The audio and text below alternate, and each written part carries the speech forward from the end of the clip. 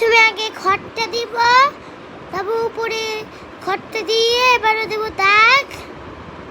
আমি একটি ঘর আঁকাচ্ছি, একটা ঘর দিচ্ছি। এবার দিব হলো খড়, এবার দিব কলা গাছ, কলা গাছ দিচ্ছি।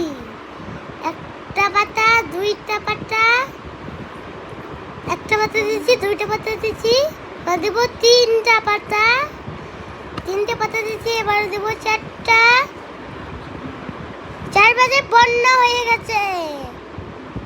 আমি একটি বন্যার ছবি আঁকছি, এবেলা কলা গাছের দাগ দিচ্ছি। যখন তখন রং করব, তখন তোমরা বুঝতে পারবে। এত বড় বন্যা হয়ে গেছে অনেকখানি। এবার দিব হলো কুকুর, কুকুর দেব। কুকুরটা আবার ডুবে গেছে, ডুবে গেছে ওরকম টাইপের একটা কুকুর দিব। এখন দিচ্ছি, এখন হলো দিব লেজ, লেজ দিচ্ছি। এবার দিব হলো গলা, গলা দিচ্ছি। হলো গলা দিলাম। একটা বেল আছে কিন্তু, এই যে তবে বড় একটা ঘন্টাও দিয়ে দেবো, ঘন্টা দেবো। হয়ে গেছে।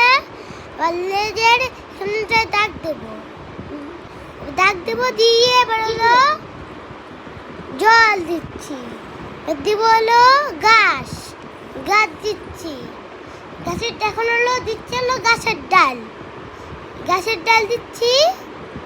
গাছ এখন হলো গাছের পাতা দেব, গাছের পাতা দিচ্ছি, গাছের পাতা দিচ্ছি। দেখতে থাকো কেমন হচ্ছে জানিও। এখন হলো দিচ্ছি। আমার মতন তোমরাও কিন্তু ট্রাই করো। অনেক অনেক একটা সহজ একটা ছবি, বুঝছো? অনেক সহজ। এবার দিব হলো পরেরটা ঘর। এই যে দিচ্ছি ছোট্ট ছোট্ট, যে বন্যায় ডুবে গেছে না, এর জন্যই ছোট্ট ছোট্ট মনে হচ্ছে।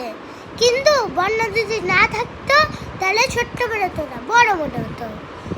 বাই বাই, ভালো থেকো, টাটা। লাইক সাবস্ক্রাইব করতে ভুলো না।